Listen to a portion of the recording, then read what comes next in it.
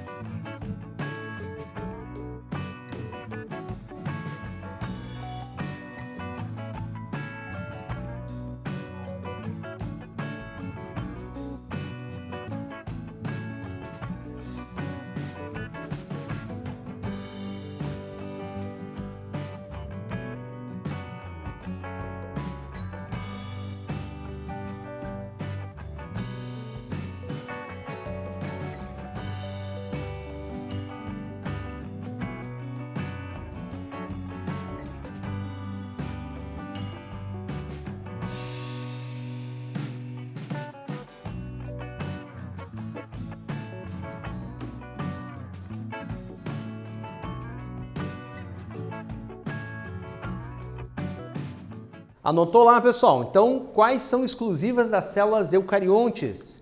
As estruturas presentes exclusivamente nas células eucariontes são a carioteca, ou seja, a membrana nuclear, o complexo golgiense e o retículo endoplasmático. Por quê? Porque são organelas membranosas, tá? O núcleo e mais as organelas membranosas, que é o que diferencia basicamente procarionte e eucarionte.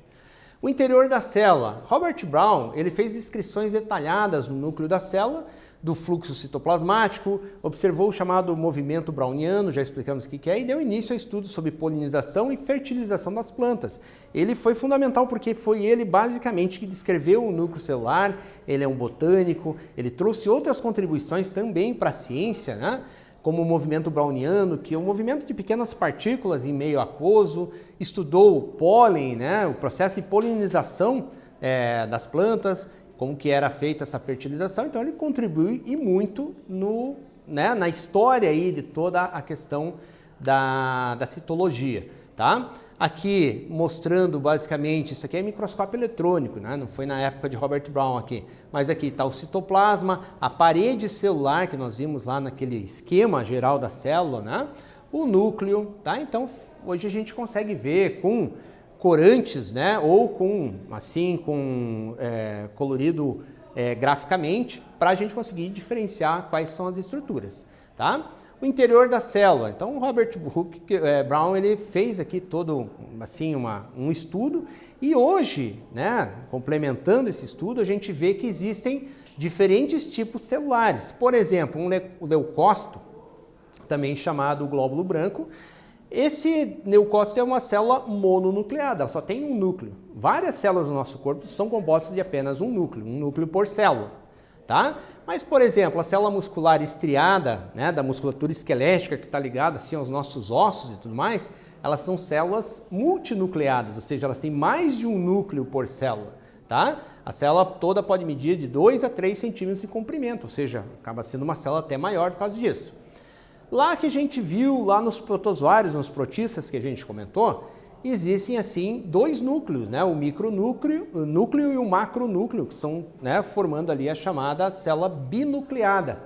E temos um caso especial, que são os glóbulos vermelhos do nosso sangue, chamadas hemácias, que elas perdem o núcleo, ok? Depois de um certo tempo elas perdem o núcleo, se tornando uma célula anucleada, ou seja, uma célula sem núcleo.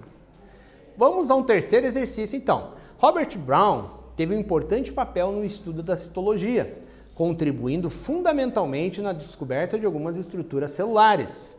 Comente a respeito das contribuições de Robert Brown para a ciência. Você dá um tempinho aí, pega teu material, dá um tempinho e faz aí que a gente já volta.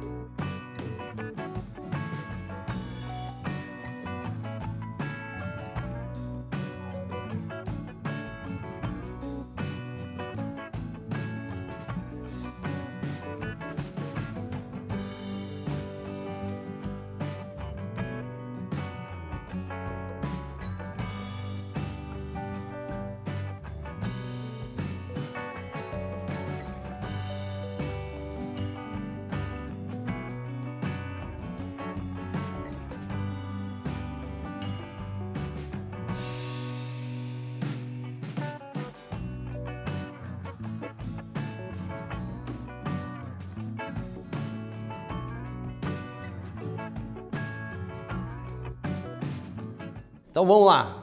Contribuições de Robert Brown para a ciência. Ele fez descrições detalhadas do núcleo da célula. Isso foi fundamental. Com isso, senão a gente nem saberia que existem células que possuem e outras que não possuem núcleo. A gente jamais teria a diferenciação entre eucariontes e procariontes se não fosse a descrição do núcleo por Robert Brown. O fluxo citoplasmático, como que funciona o fluxo, né? Dentro da célula do citoplasma, o movimento browniano, que seria um movimento de pequenas partículas em meio aquoso, né? E fez uma colaboração também bastante importante ali no caso da polinização e fertilização de plantas. Ele era botânico, então com esses estudos, né, que logicamente as plantas também são feitas de células, ele conseguiu aprofundar, analisar outras coisas que foram importantes também para a ciência de um modo geral, não somente para a área dele da botânica. Anota aí, gente. As células procarióticas e eucarióticas são tipos celulares que se diferenciam, entre outras características, pela presença ou ausência de núcleo. Tem ou não tem o núcleo. Enquanto as células procarióticas não apresentam material genético envolvido por um envoltório nuclear, as eucarióticas possuem esse núcleo bem definido. A membrana nuclear presente, então, nas eucarióticas e ausente nas procarióticas. Também a gente tem que lembrar que algumas organelas membranosas também já não vão existir nas procarióticas. E sobre Robert Brown, ele deixou importantes contribuições para a biologia celular, principalmente na descrição do núcleo das células. Relembrando então, células procariontes são aquelas que não possuem carioteca, ou seja, membrana nuclear, delimitando um núcleo e envolvendo assim o material genético. Então elas não possuem. Por outro lado, as células eucariontes possuem a carioteca, que seria essa membrana, caracterizando o chamado núcleo organizado. Com isso, o material genético, nesse caso, vai ficar solto no citoplasma e, nesse caso, vai ficar restrito àquele pequeno espaço do núcleo. As células eucariontes animais e vegetais têm um modelo básico formado por membrana plasmática, citoplasma, núcleo e organelas membranosas e não membranosas.